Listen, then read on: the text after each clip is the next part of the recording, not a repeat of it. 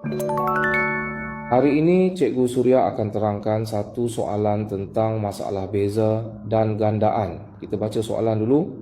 Ahli bilik kawalan misi pendaratan bulan terdiri daripada dua kumpulan pakar, jumlah 125 orang. Asalnya kumpulan pertama lebih ramai, dipindahkan 20 orang ke kumpulan kedua, tetapi kumpulan pertama masih lebih 5 orang. Berapakah bilangan pakar asal dalam kumpulan pertama? Bilangan kumpulan pertama ramai. Walaupun sudah pindahkan 20 orang ke kumpulan kedua, mereka masih ramai.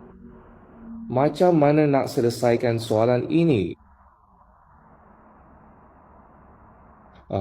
Kita ikut maksud soalan. Pertama sekali, kedua-dua kumpulan ini jumlah pakar adalah 125 orang. Baik, kita mulakan dari sini. Mari kita mulakan dengan kumpulan kuantiti yang lebih kecil. Jadi adakah kumpulan pertama lebih kecil atau kedua? Jelas sekali ia adalah kumpulan kedua. Kumpulan kedua mempunyai lebih sedikit orang daripada kumpulan pertama. Mari kita mulakan dengan kumpulan kedua. Kemudian hitung bilangan orang kumpulan kedua. Saya menunjukkan ia adalah segitiga. Ia adalah segitiga.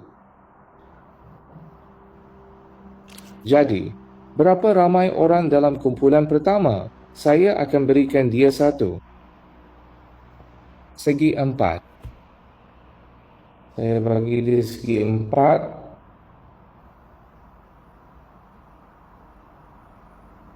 Jadi mari kita mulakan dengan kumpulan pertama. Mereka pindah 20 orang ke kumpulan kedua.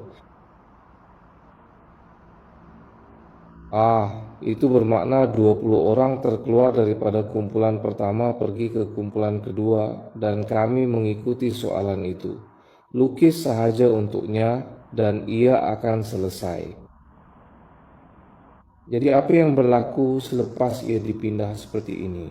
Ia menjadi kumpulan kedua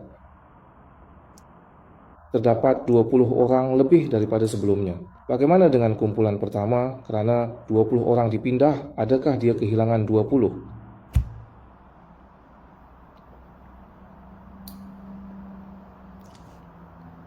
Okey, tiada masalah. Maka mari kita lihat apakah invarian. Terdapat dua kumpulan dengan jumlah 125 orang. Tidak kira bagaimana dipindahkan.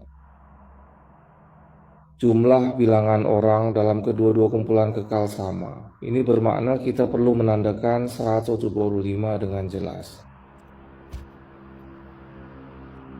Okey, jadi mengikut soalan, kami telah melukis ini untuk